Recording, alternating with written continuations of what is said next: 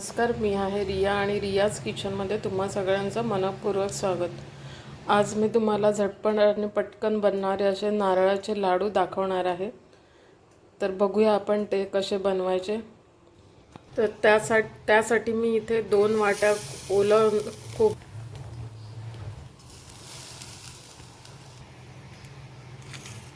आणि 1.25 वाटी गूळ घातलेला आहे। आता आपण हे सगळं मिश्रण मंद गॅसवर परतून घ्यायचं आहे।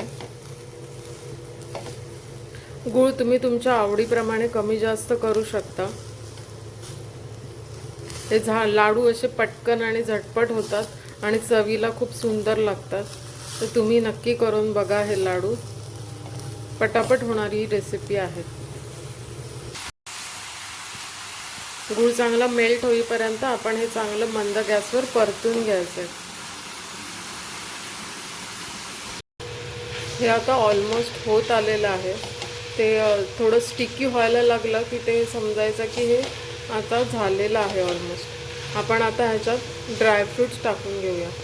आता आपण ह्याच्यात ड्रायफ्रूट्स घालून घेऊया। हे काजू, बदाम आणि मनुका मी घातलेले आहेत। आता ते घालून आपण चांगलं एकदा परतून घेऊया। आता आपण ह्याच्यात थोडी वेलची पावडर घालून घेऊया।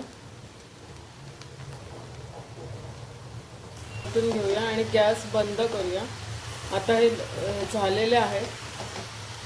आता हे थंड झालं की मग आपण त्याचे लाडू वळायला घेऊया। आता आपण हे लाडू वळायला घेऊया। हे थंड झालेलं आहे बऱ्यापैकी।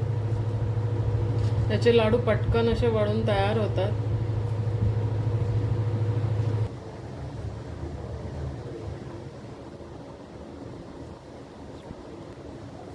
अशा पद्धतीने आपण याचे सगळे लाडू तयार करून घेऊया।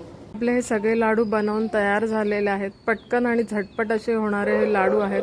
अगदी कमी साहित्यात आणि पटापट बनवून होतात। तर तुम्ही नक्की करून पहा आणि रेसिपी आवडली असेल तर लाईक करा, चॅनलला सबस्क्राईब करा आणि शेअर करा। थँक्यू।